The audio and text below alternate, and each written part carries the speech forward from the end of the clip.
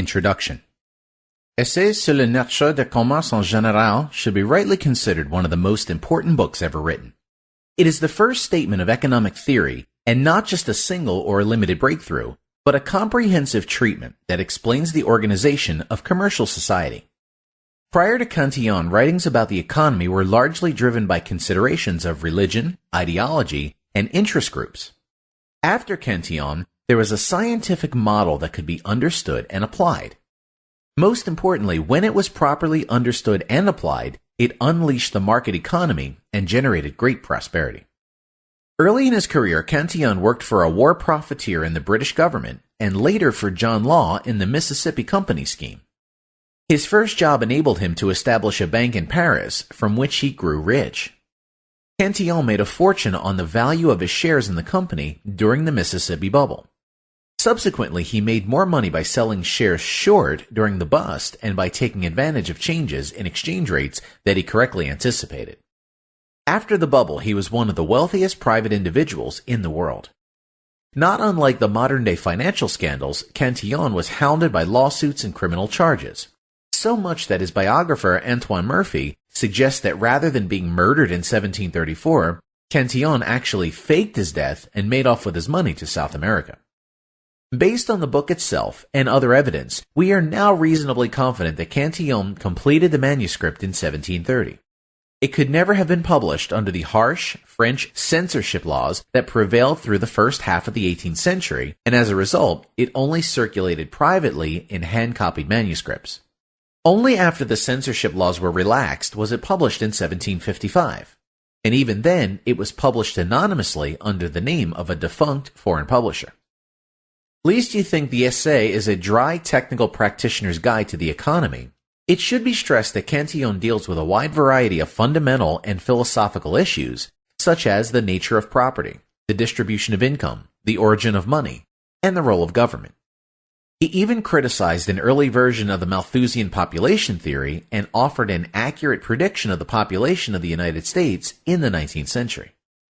Cantillon's circle of friends and acquaintances reads like a who's who of the early 18th century intellectuals.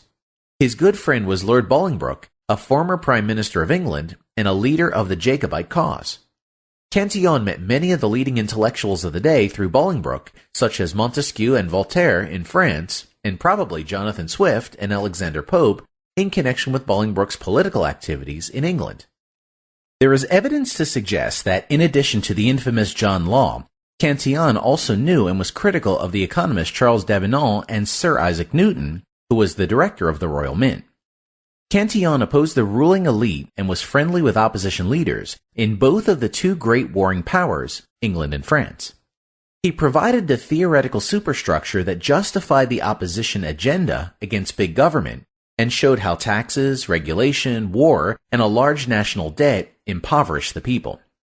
Cantillon began his challenge to accept the doctrine on page 1 when he showed that money was just a medium of exchange and that wealth was not money but the ability to consume.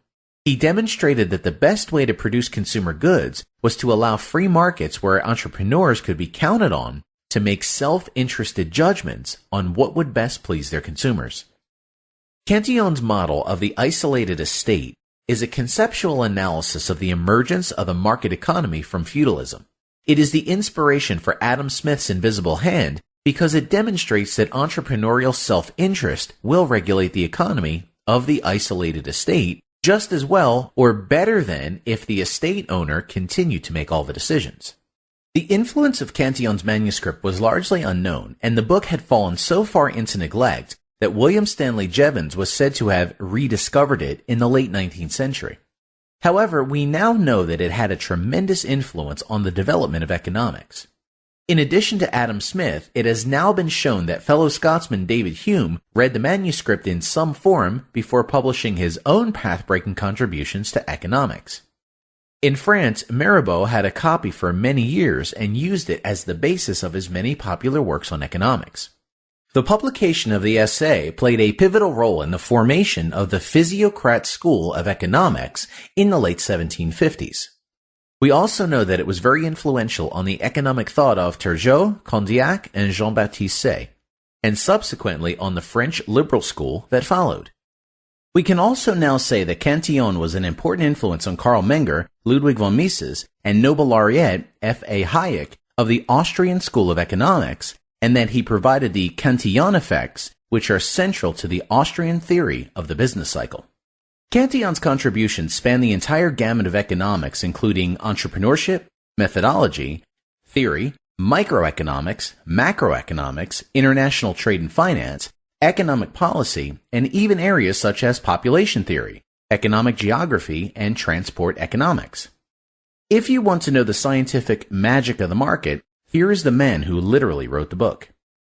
The case for the book is compelling, and so is the case for a new English translation. First, the essay presents material that is brilliant but difficult. Even the original French manuscript must have appeared incredibly complex to his early readers, a point noted by Cantillon himself in the text.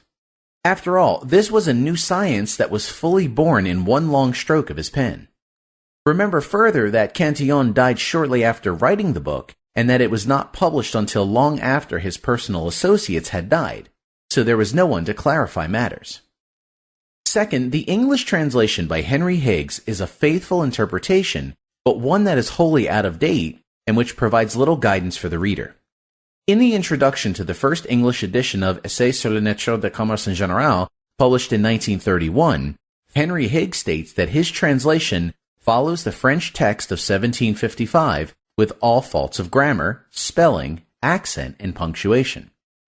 Higgs chose faithfulness over beauty, sometimes perhaps to the detriment of readability. Throughout history, translators have wrestled with the same question or dilemma, balancing faithfulness with beauty. Much as with English, the French language has changed tremendously since the early 18th century, when Cantillon wrote the essay. A faithful translation, therefore, renders the text in a language that is no longer in use. Our goal differs from that of Higgs in that we want Cantillon's book to be accessible to the modern reader.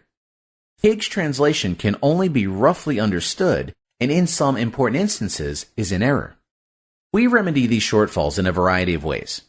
First, we modernize the text, especially but not limited to capitalization, punctuation, and sentence structure. Second, we have changed the 20th century British translation to reflect terminology of more modern times, and we believe that this also provides value and clarity.